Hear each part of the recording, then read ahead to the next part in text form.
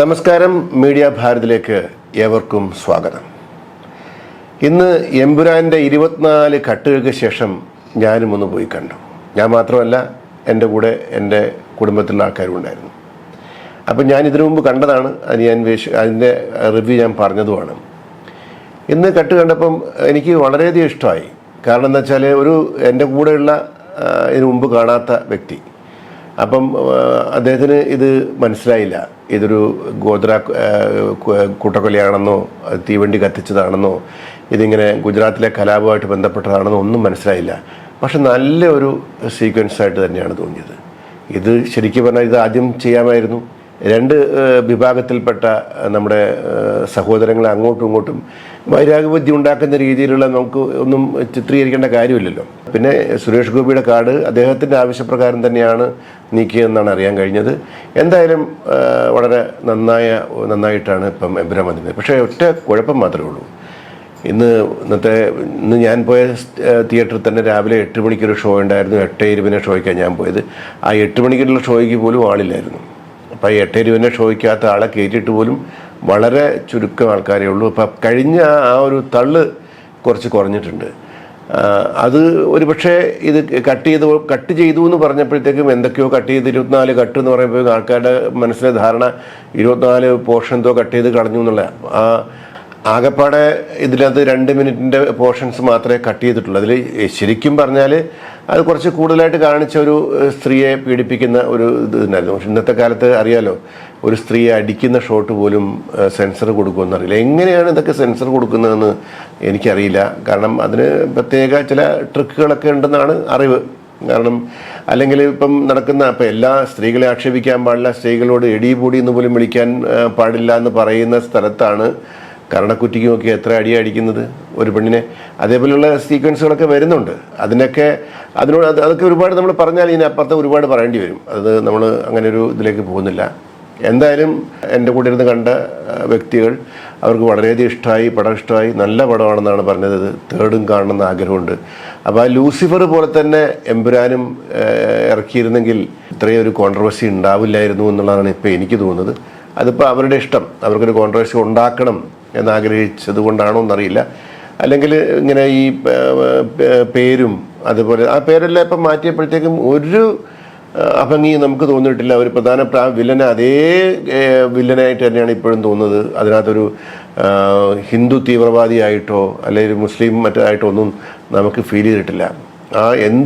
കഥാപാത്രത്തിന് എന്ത് ശക്തി കൊടുത്തോ, എത്ര തീവ്രത കൊടുത്തോ, ആ തീവ്രത ഇപ്പം കട്ടിന് ശേഷവും ഉണ്ടെന്നുള്ളത് ഒരു യാഥാർത്ഥ്യം തന്നെയാണ്. അപ്പം ഈ ആവശ്യമില്ലാത്ത ഇതെല്ലാം ഒഴിവാക്കാമായിരുന്നു. പാവം മോഹൻലാലിനെയൊക്കെ ഒരുപാട് വിചാരണ നടത്തുന്ന രീതിയിലേക്കൊക്കെ കാര്യങ്ങൾ പോകേണ്ട ആവശ്യമില്ലായിരുന്നു. കഴിഞ്ഞ പ്രാവശ്യം കണ്ടപ്പം പകുതി പറഞ്ഞു വെച്ച ഒരു കഥയാണല്ലോ ഇത്. പകുതിയിൽ നിന്നാണല്ലോ ശരിക്കും കഥ തുടങ്ങുന്നത്. അതിനു മുമ്പുണ്ടായ സംഭവം എന്തായിരുന്നു എന്നുള്ളത് ആർക്കും അറിയില്ല. ഞാൻ മനസ്സിലാക്കിയിടത്തോളം അയോധ്യയിൽ പൂർണ്ണഭൂതി മഹായജ്ഞം എന്നൊരു യജ്ഞം നടക്കുന്നുണ്ട്. ആ ചടങ്ങുണ്ടാവും. ആ ചടങ്ങിൽ പങ്കെടുക്കാൻ വേണ്ടി എല്ലാ വർഷവും സ്വയം സേവകർ എന്നുള്ള അർത്ഥമാണ്. അവർ ഹിന്ദുമത വിശ്വാസമുള്ള ആൾക്കാർ ഇതിൽ പങ്കെടുക്കാൻ വേണ്ടി, ഈ ചടങ്ങിൽ പങ്കെടുക്കാൻ വേണ്ടി പോകാറുണ്ട്.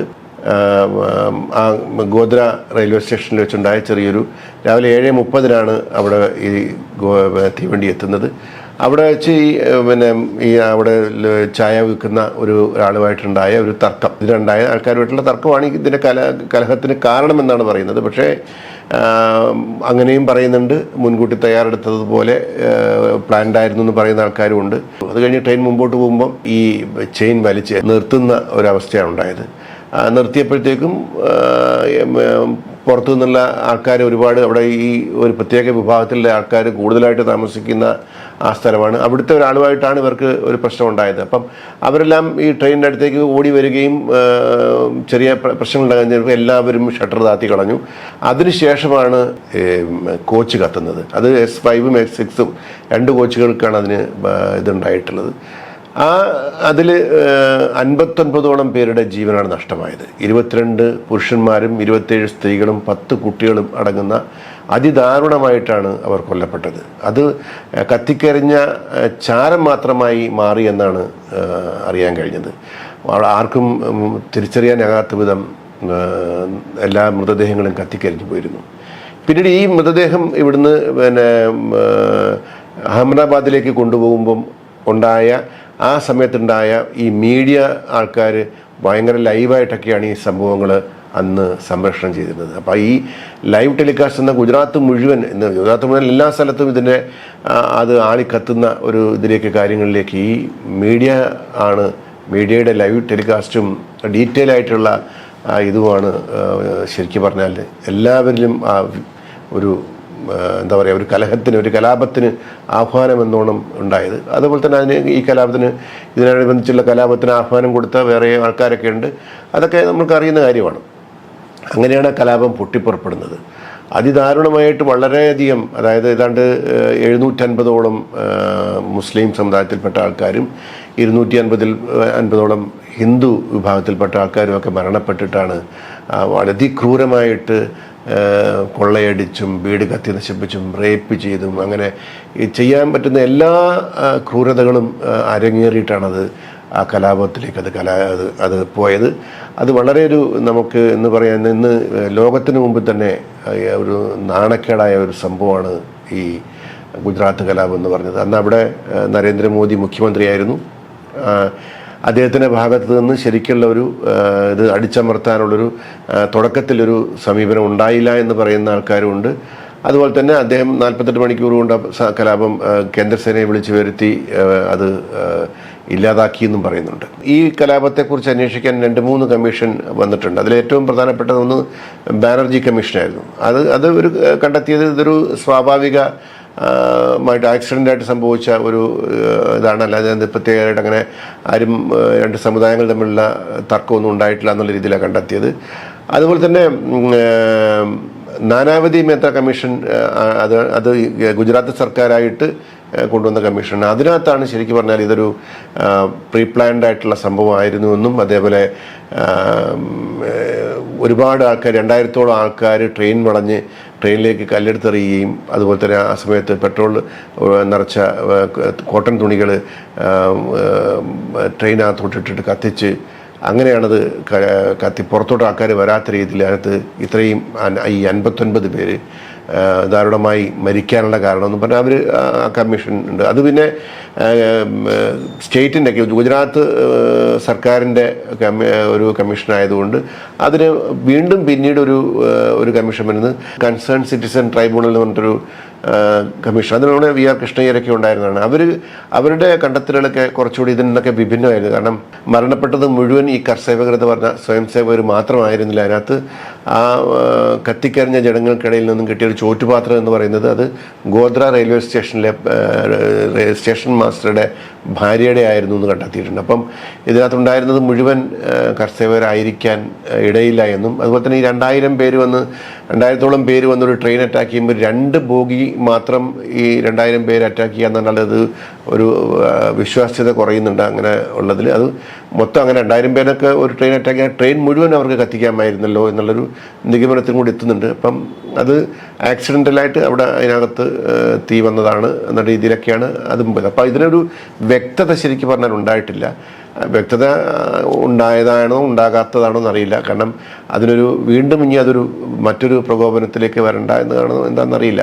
ഓരോ കമ്മീഷൻ വരുമ്പോഴും ഓരോ രീതിയിലാണല്ലോ അതിൻ്റെ റിസൾട്ട് വരുന്നത്. അതുകൊണ്ടാണ് ഇത് ശരിക്കും പറഞ്ഞാൽ ഇങ്ങനെയൊരു സംഭവം എമ്പുരാൻ എന്നുള്ള പടത്തിൽ ഉപയോഗിക്കാതെ തന്നെ ഇത് വൻ വിജയമായി തീരേണ്ട ഒരു പടമാണ്.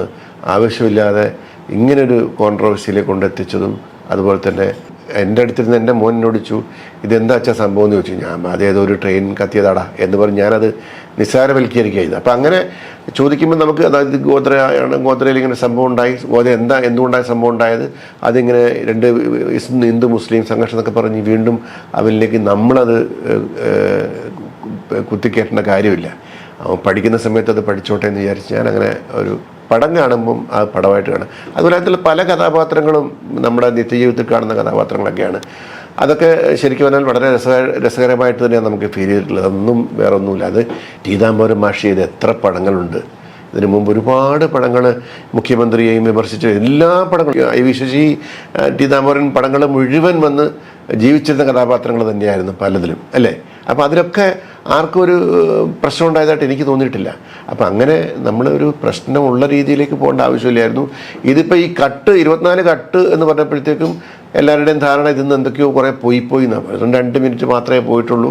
അത് ആ ഗ്രൂപ്പായിട്ട് ആൾക്കാർ വന്നിട്ട് ഒരു സ്ത്രീയെ ഹറാസ് ചെയ്യുന്ന പോലത്തെ സംഭവങ്ങൾ അതൊക്കെ കുറച്ച് കുറഞ്ഞിട്ടുണ്ട്. അത് വളരെ ഭംഗിയായിട്ട് ഇപ്പം ഒരു വൃത്തികേടും ഇല്ലാതെ ഇപ്പം ശരിക്കും പറഞ്ഞാൽ പടം ആർക്കും ഇരുന്ന് കാണാം. മറ്റേത് കുറച്ച് ഒരല്പം സ്വന്തം നമ്മളൊരു കൊച്ചിനെയും കൂട്ടി തിയേറ്ററിൽ പോയിരുന്ന് കാണുമ്പം എന്താ വെച്ചാൽ ഈ കുട്ടിയെ കാണിക്കുന്നതിൻ്റെ കൊച്ചുകുട്ടി വെച്ചാൽ നമുക്കത് ഉത്തരം മുട്ടി പോകും. ആ രീതിയിലുള്ള ചെറിയ കുറച്ച് ആവശ്യമില്ലാത്ത പോർഷൻസ് ഉണ്ടായിരുന്നു. അത് റിമൂവ് ആയിട്ടുണ്ട്. അതൊക്കെ വളരെ മനോഹരമായിട്ടുണ്ട്. പിന്നെ ഏറ്റവും പ്രധാനമായിട്ട് നമ്മൾ കാണേണ്ടത് ഇതിനെപ്പറ്റി വിമർശിക്കുന്ന പല ചാനലുകളുമാണ്. അത് ഏറ്റവും സഹിക്കാൻ വയ്യാത്ത ഒരു ചാനൽ എന്ന് പറഞ്ഞാൽ ഒന്ന് ഒരു കോൺഗ്രസ് വക്താവ്, ഒരു CPM വക്താവ്, ഒരു RSS വക്താവ്, ഈ 3 പേരിരിക്കുക. അതിനിടയിൽ വീണ്ടും ഒരു കോൺഗ്രസ് വക്താവ്, ഒരു അഡീഷണൽ ആയിട്ട് ഒരാളുണ്ട്, ഒരു CPM അനുഭാവിയും വേറെ ഇരിപ്പുണ്ട് അതിനകത്ത്. പക്ഷേ ഇവരുടെ അങ്ങോട്ടും ഇങ്ങോട്ടും കിടന്നുള്ള അടിയാണ് നമ്മുടെ മനസ്സിലേക്ക് വീണ്ടും ഇത് കുത്തിക്കയറ്റി. അന്ന് നടന്നത് വംശഹത്യ, മറ്റേതാണ് ഹിന്ദു മുസ്ലിം ഇതൊക്കെ പറഞ്ഞ് നമ്മളെ വീണ്ടും നമ്മുടെ മനസ്സിലേക്ക് ഭയങ്കരമായിട്ട് വിഷം കുത്തിവെക്കുന്ന ചില ചാനലുകളൊന്നും നിലവിലുണ്ട്. അവർക്ക് എന്താ ഉദ്ദേശം? അവർ തമ്മിൽ യാതൊരു പ്രശ്നവും നമ്മൾ കാണുമ്പോൾ ഭയങ്കര വഴക്ക.